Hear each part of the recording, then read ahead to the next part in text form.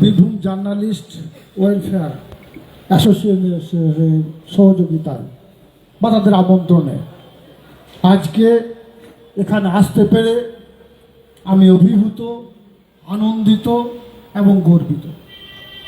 আজকের অনুষ্ঠানে এই মঞ্চে উপবিষ্ট আছেন সর্বজন শ্রদ্ধেয় সম্মানীয় পশ্চিমবঙ্গ সরকারের ডেপুটি স্পিকার, যিনি এই রামপুরহাট বিধানসভা মানুষকে কয়েক যুগ ধরে সেবা দিয়ে আসছেন।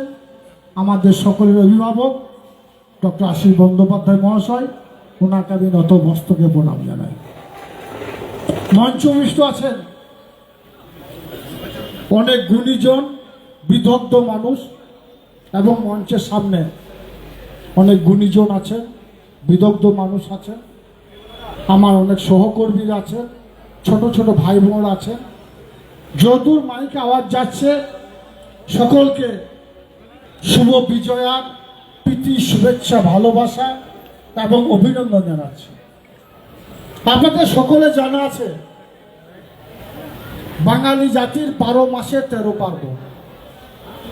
তৎসত্ত্বেও সনাতন ধর্মে বিশ্বাসী মানুষ যারা আছেন, হিন্দু ধর্মে বিশ্বাসী মানুষ যারা আছেন, তারা 365 দিন অপেক্ষা করে থাকেন কখন আমাদের বাড়িতে দেবী দুর্গা মায়ের প্রতিমা আসবে। কারণ এটা সারা বাংলার বুকে সর্বজনীন রূপ ধারণ করেছে এবং এই সার্বজনীন রূপ যিনি দিয়েছেন আমাদের বাংলার মাননীয় মুখ্যমন্ত্রী মাননীয় মমতা বন্দ্যোপাধ্যায়। তাকে আজকের মঞ্চ থেকে নত মস্তকে প্রণাম জানাই। আমাদের সকলের জানা আছে যখন কোভিড-19 সময় সারা বিশ্বের মানুষ আতঙ্কিত হয়েছিল, তখন যে সমস্ত ছোট ছোট ক্লাবগুলো ছিল,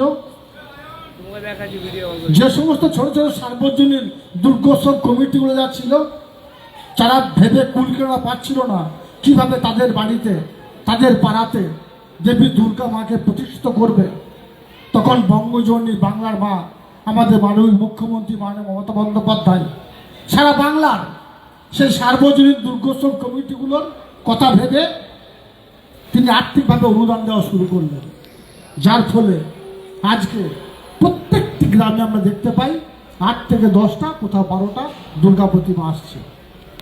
তাছাড়াও আমরা কোনো দিনের জন্য স্বপ্নও ভাবতে পারিনি যে জেলার যে কোনো একটা প্রান্তে দাঁড়িয়ে একের পর এক দেবী দুর্গা মায়ের প্রতিমা আমাদের সামনে দিয়ে পেরিয়ে যাবে, অর্থাৎ কার্নিভাল।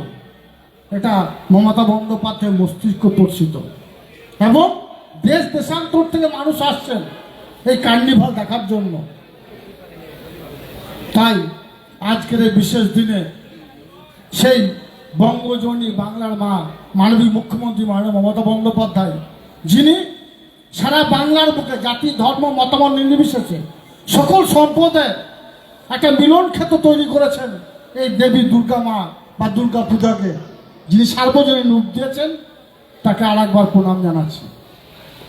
আমাদের আজকে যে অনুষ্ঠানটা যে আয়োজক আছেন, যারা আয়োজন করেছেন, সাংবাদিক বন্ধুদের ধন্যবাদ জানিয়ে ছোট করব না, কারণ এটা ভারতবর্ষ সারা বিশ্বের সর্ববৃহৎ গণতান্ত্রিক দেশ এবং এই দেশটা পরিচালনা যা করেন, যাদের কাঁধে এই দেশের দায়িত্ব সঠিক জায়গায় নিয়ে যাওয়ার চতুর্থ স্তম্ভ এই সংবাদ মাধ্যম। তাই আপনাদের কাঁধে অনেক দায়িত্ব আছে, আপনারা সে দায়িত্ব অবশ্যই পালন করছেন। আপনারা সেই বীর বিপ্লবীরা, সেই স্বাধীনতা সংগ্রামীরা যারা নিজেদের পরিবার, আত্মীয় স্বজনের কথা না ভেবে তারা তাদের আত্মবলিদান দিয়েছিল, তারা চেয়েছিল ভারতবর্ষ স্বাধীনতা, তারা চেয়েছিল ভারতবর্ষের মানুষের বাক স্বাধীনতা, তারা চেয়েছিল ভারতবর্ষের জাতি, ধর্ম, মতামত নির্বিশেষে সকল সম্প্রদায়ের মানুষ পাশাপাশি বসবাস করবে। এটাই সেই বিপ্লবীদের একমাত্র কাম্য ছিল।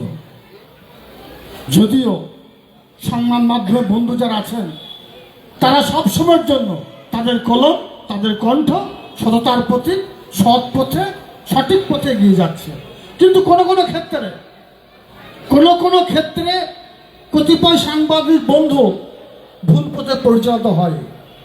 আমি অনুরোধ করব, আমরা অনেক এগিয়ে গেছি।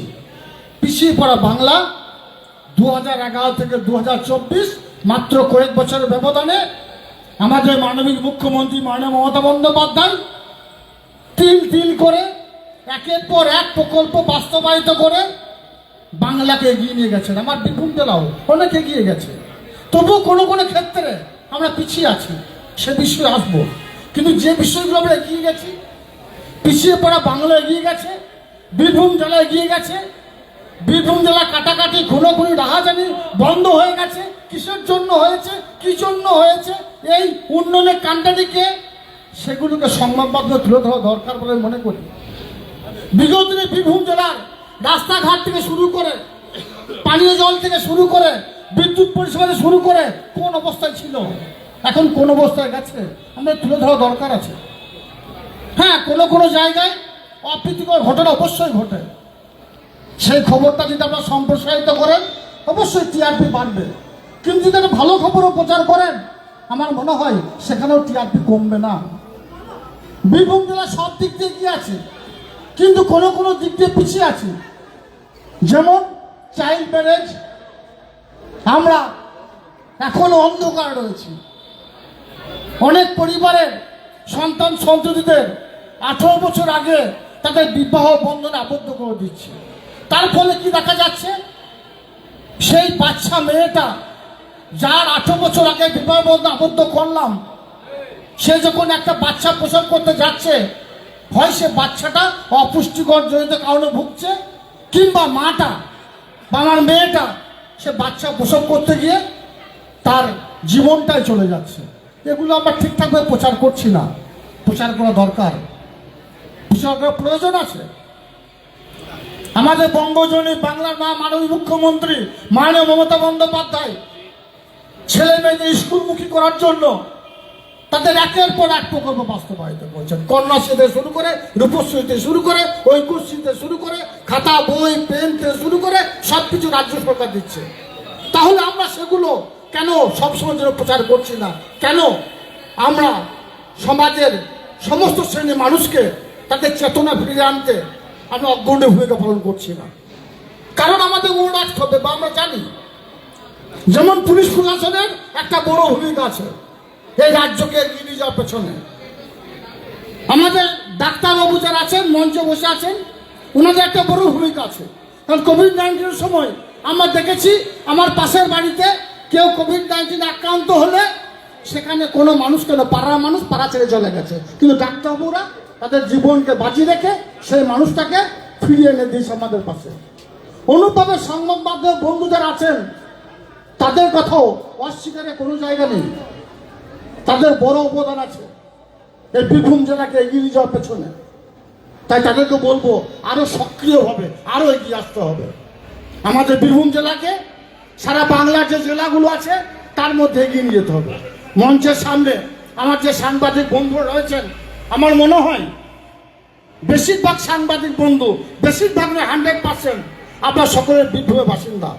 আপনাদের দায়িত্ব কর্তব্য আছে বীরভূম জেলার যে ভালো দিক সেগুলোকে সবসময় তুলে ধরা, যে দিকগুলো খারাপ দিক আছে, যে দিকে আমরা পিছিয়ে আছি সেই দিকগুলোকে তুলে ধরা, মানুষকে সচেতন করা। কারণ আপনারা হচ্ছেন গণতন্ত্রের চতুর্থ স্তম্ভ, আপনারা হচ্ছেন সচেতন সমাজ গড়ার কারিগর আপনারা।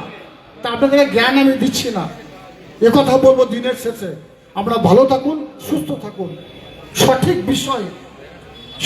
বিষয় আপনারা তুলে ধরার চেষ্টা করুন, এবং যেসব বিষয়ে আমরা পিছিয়ে আছি বীরভূম জেলা সেই বিষয়গুলোকে সামনে আনার চেষ্টা করুন।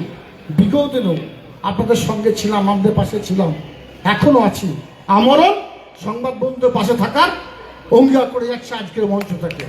সকলে ভালো থাকুন, সুস্থ থাকুন। যদি কোনো সময়ের জন্য কোনো দিক দিয়ে কোনো প্রয়োজন বোধ করেন অবশ্যই বলবেন। ভাই হিসেবে, দাদা হিসাবে, বীরভূম জেলা পরিষদের সভাধিপতি হিসাবে আমাদের পাশে থাকার আর একবার অঙ্গীকার করছি। ধন্যবাদ। ধন্যবাদ। বলেছেন সমাজ গড়ার কারিগর